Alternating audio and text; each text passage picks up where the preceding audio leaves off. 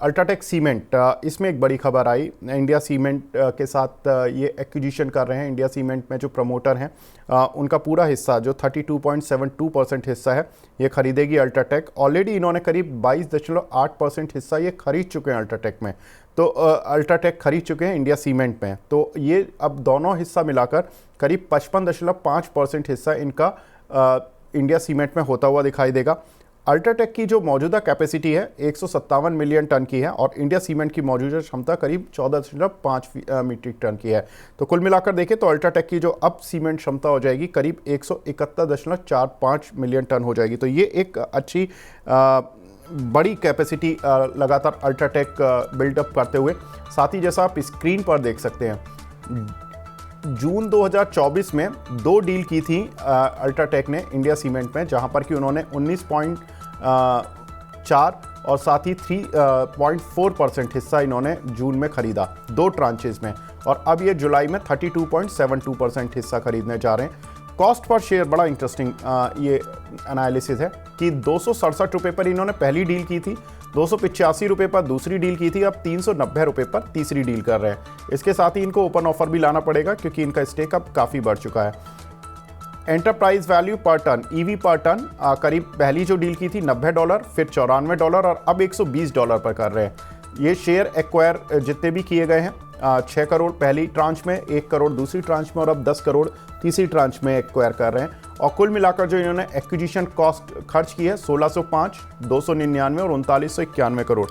Sir एक big bang acquisition cement space में हो रहा है और वैल्यूएशन $120 पर टन के हिसाब से अब आंकी जा रही है। कैसे देख रहे हैं सर, बाकी जो छोटी सीमेंट कंपनीज हैं क्या वो भी टेक ओवर कैंडिडेट बनेंगी या इस वैल्यूएशन के आधार पर उनकी वैल्यू करेगा मार्केट?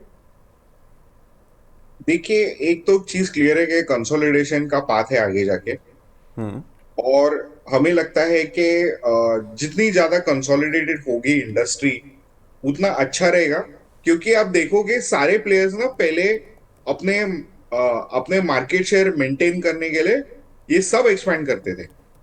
उससे क्या होता था, ओवर सप्लाई का कंडीशन बना रहता था। लेकिन अभी जैसे कैपेसिटीज कंसोलिडेट होती जा रही है, the imperative to expand will not be there, number 1। Number 2, ये जो एक्विजिशन हो रही है काफी वेरी वेरी गुड वैल्यूएशन है। अगर आप देखोगे $105 में आपको 15 मिलियन टन 17 मिलियन टन मिल रहा है, तो that is also a very very good acquisition.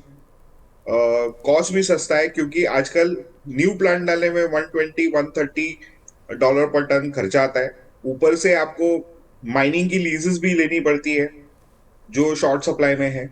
तो हमें लगता है कि एक्विजिशन जो किया है अल्ट्राटेक ने बहुत ही सस्ता है, कॉम्पिटिटिव प्राइसिंग है, और इनकी कैश फ्लो जनरेशन काफी अच्छी है, तो वो डिप्लॉय होते जा रहे हैं जी। एसेट क्रिएशन में।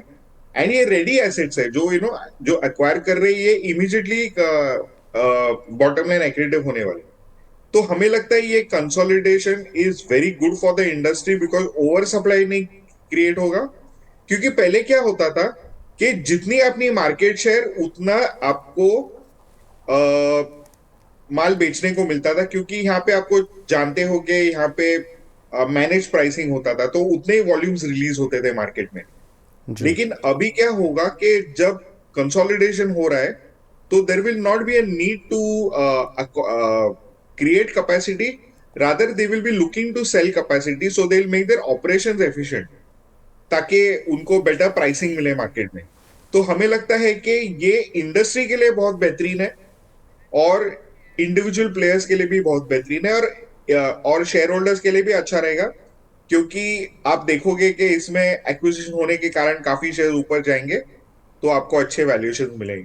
तो मुझे लगता है जो स्मॉल यूनिट्स है बिटवीन 80 टू $95 में बिकेंगे पर टन ईवी, और जो बड़े प्लेयर्स है जस्ट लाइक इंडिया सीमेंट या रैमको के साइज के जो प्लेयर्स है, मुझे लगता है कि वो अराउंड 110 टू 120 130 भी जा सकते हैं ईवी पर टन कॉस्ट में बिकेंगे।